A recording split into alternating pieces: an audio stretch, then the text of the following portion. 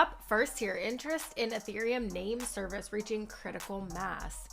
The Ethereum name service is seeing a surge in new registrations, renewals, and revenue thanks to community awareness and low gas fees.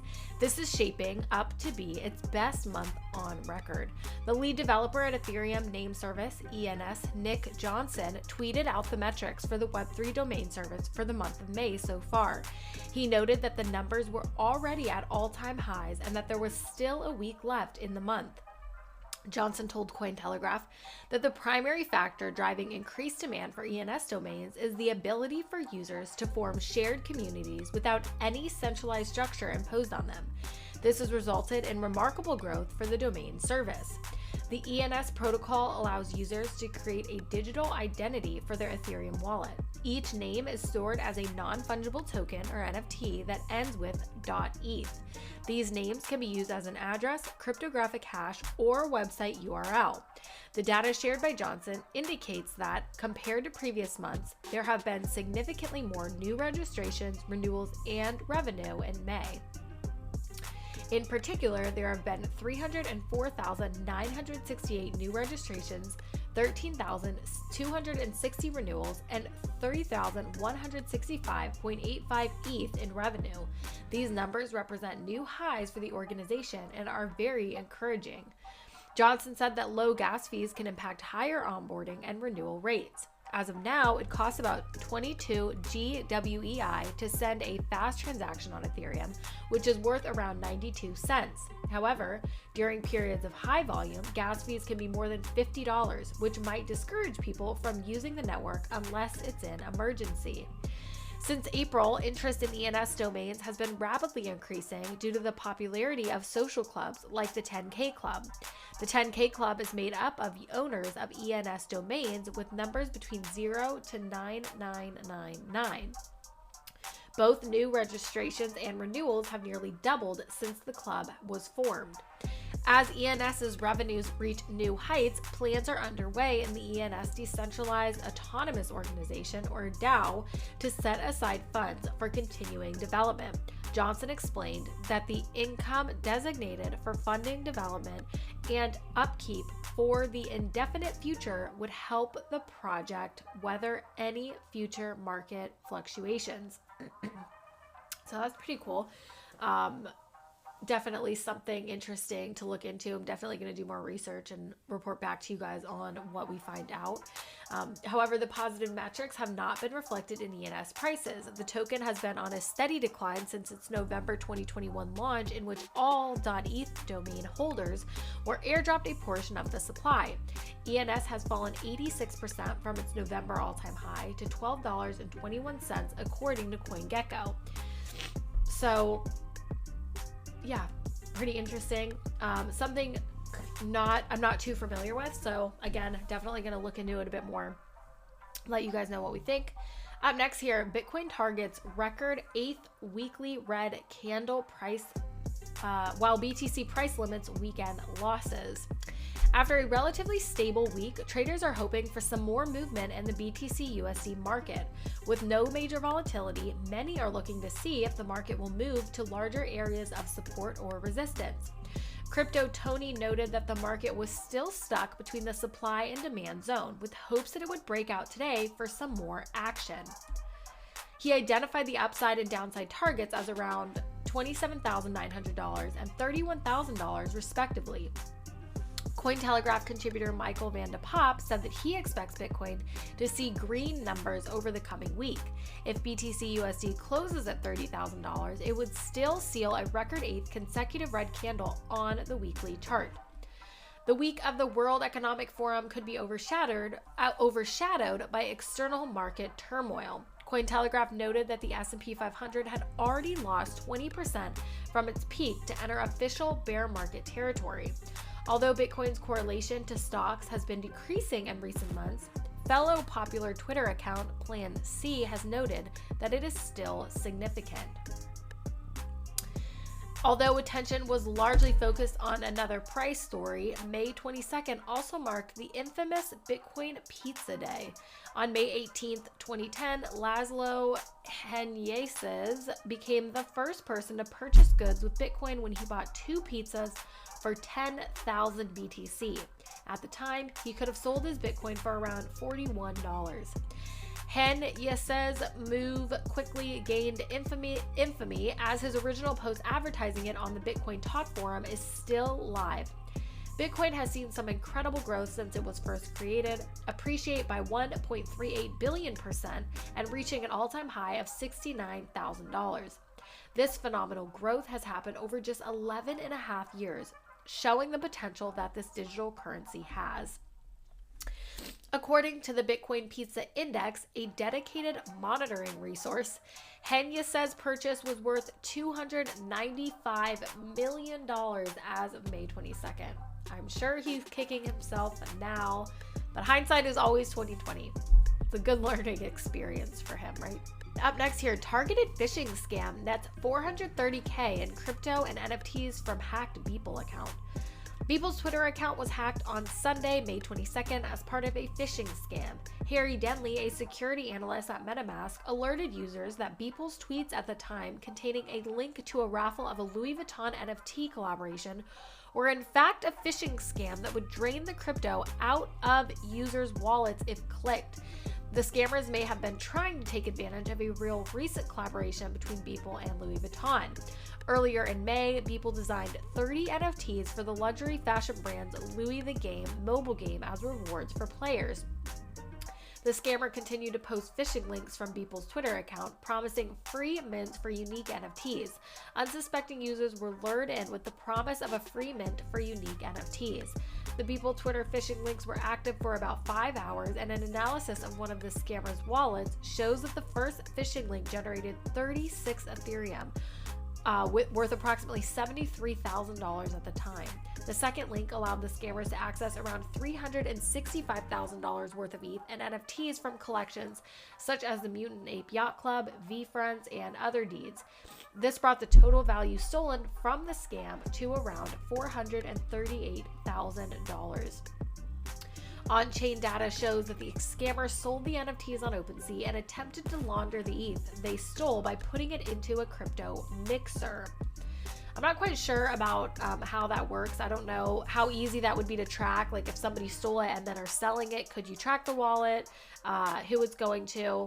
I don't know. Probably not, but it would be nice if you could. Beeple later tweeted that he had regained control of his account and reminded his followers that anything too good to be true is a scam. Beeple is one of the most successful artists in the NFT space, with 3 of his pieces selling for some of the highest prices ever seen. His work has garnered a lot of attention, and unfortunately, this has made him a target for hackers. In November of 2021, Beeple's Discord account was hacked by scammers who also promoted a fake NFT drop, resulting in users losing around 38 ETH. Cybersecurity firm Malwarebytes has released a report which highlights a rise in phishing attempts as scammers try to cash in on NFT hype. The firm noted that the use of fraudulent websites depicted as legitimate platforms is the most common tactic used by scammers. So, again, that is unfortunate, but, you know, things happen in any space. People get scammed, people get frauded, especially in the crypto space. So, you know, do your research, look into things. Is it just on this platform? Is this giveaway like talked about in other places? You know, just do your research and be smart about what you're doing. Up next here, Layer 2 adoption could spur the next crypto turning point. A Redditor who appears to be well versed in data has predicted that the next big development in the blockchain realm will be Layer 2 solutions, mostly built on Ethereum. The May 22nd post explains that we are at a turning point in the industry where we are moving away from bridging between L1 blockchains and toward L2s. L2s are more secure and decentralized than Alt L1s and are built to use sound money on a credibly neutral platform. An L2 scaling solution leverages the security of an L1 chain like Ethereum to reduce traffic on the L1 chain by aggregating a number of transactions into a single package to be settled all at once. Other L1 chains like Solana have garnered support from users turned off by high fees on Ethereum. Solana boasts relatively cheap and fast transactions. At the time of writing, the average SOL transaction costs about 0.0025 cents, while ETH transactions cost about $1.30. Despite this wild disparity in cost, demand for Ethereum block space has remained overwhelmingly dominant, while with its $73.89 billion total value locked, outweighing Solana's $4.24 billion, according to the DeFi Llama blockchain tracker. Additionally, Solana has been plagued with reliability issues recently. Several popular decentralized apps have already been deployed on L2 scaling solutions. For example, the decentralized exchange SushiSwap and the yield aggregator Curve are both running on Arbitrum. Additionally, the crypto derivatives protocol Synthetics and the DEX Uniswap are both running on Optimism. The potential airdrop of Optimism could lead to a significant increase in users for L2 protocols. This is likely due to the same network effects that have drawn users to Ethereum and Ethereum-based decentralized finance protocols over the past few years. Excuse me. Optimism is an L2 Ethereum scaling solution with a total value locked in TVL of $474 million. EVM chains are compatible with Ethereum token standards and allow for scalability solutions such as Binance Chain, Polygon, and Phantom. If L2 activity generates more utility, Ethereum L1 should see increased usage and could become the world's preeminent platform for smart contracts and decentralized apps. So there you have that. If you're interested in layer 2 adoption, something that you might find interesting. Up next here, we talked about Arthur Hayes a while ago. I remember reading about him probably like, I don't know, a year ago, more than that. Arthur Hayes is to serve 2-year probation, owning up to BitMEX's AML mishap. The former CEO of BitMEX, Arthur Hayes, has been sentenced to 2 years probation and 6 months of home detention by a New York federal district court, bringing closure to the long-awaited judgment related to the platform's money laundering activities. The BitMEX co-founders Arthur Hayes, Benjamin Delo, and Samuel Reed, along with the company's first non-employee, Gregory Dwyer, pleaded guilty to violating the Bank Secrecy Act on February 24th. They admitted to willfully failing to establish, implement, and maintain an anti-money laundering program at BitMEX. I'm just going to pause and say it is crazy, like the disparity of what time people get for certain crimes. Like, I mean, we'll read more about it down, but I'm like, he didn't get prison time, probation, and home confinement. I mean, take that as you may.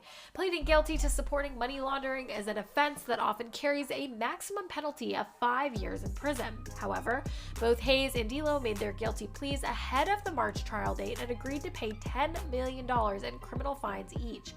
Cointelegraph reported on April 7th that Hayes had surrendered to the United States authorities in Hawaii 6 months after being charged. His lawyer stated that he looks forward to fighting these unwarranted charges. According to the indictment and public court filings, Hayes was released on a $10 million bail bond pending future proceedings in New York. However, prosecutors from the office's Money Laundering and Transnational Criminal Enterprises Unit found that the entrepreneurs had not implemented anti-money laundering safeguards, including not fulfilling Know Your Customer obligations. Hayes was sentenced to home confinement for the first 6 months of his sentence and agreed to pay a fine of $10 million after admitting to the allegations against him. But his lawyer just said he looks forward to fighting these. Who knows?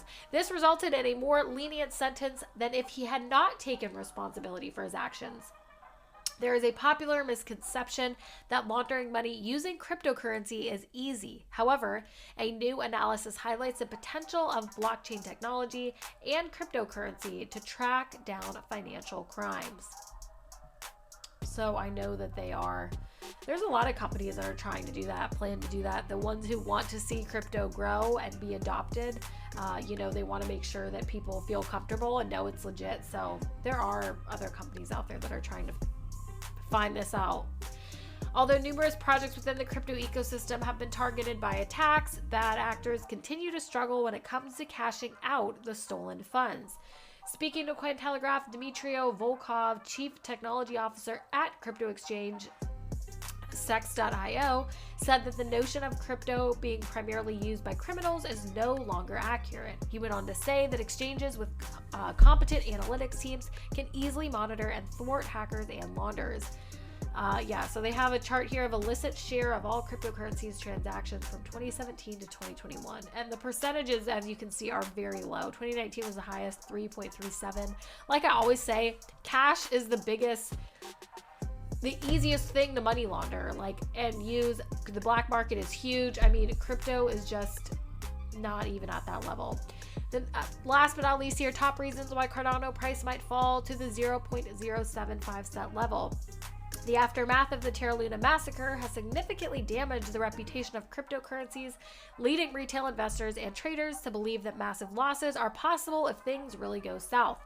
As a result, Cardano's price is expected to enter another round of bearish trades, dropping back to last week's low near 0.415 cents, with a risk of falling 85% below that level to 0.075. The Cardano price may end the week with another loss. There are no fundamental support levels or factors that bulls might use to enter and exit the market. The ADA price may drop as low as 0.415 cents, which was tested in the previous week. This aligns with the S3 from last month and the S2 from May. The relative strength index is approaching the low point, which could signal a shift from bearish to bullish trading.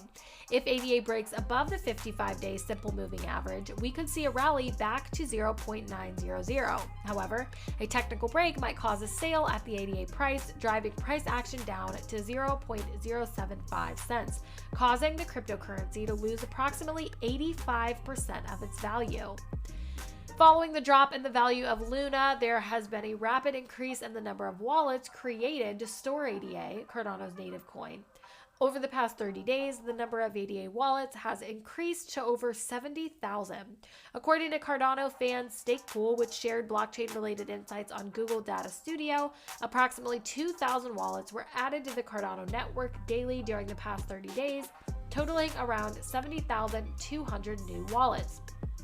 On April 19th, the network had approximately 3.268 million holders, but by May 19th, that number had increased to over 3.33 million. So it's a good news for Cardano. Despite everything going on, they're continuing to grow. People are adding more to their wallets. New wallets are being added. So that's a good thing. That's all we have for you today. Thank you so much for watching. Make sure to like, subscribe, hit that notification bell, leave a comment on what you want to see in a future video, and we'll see you next time.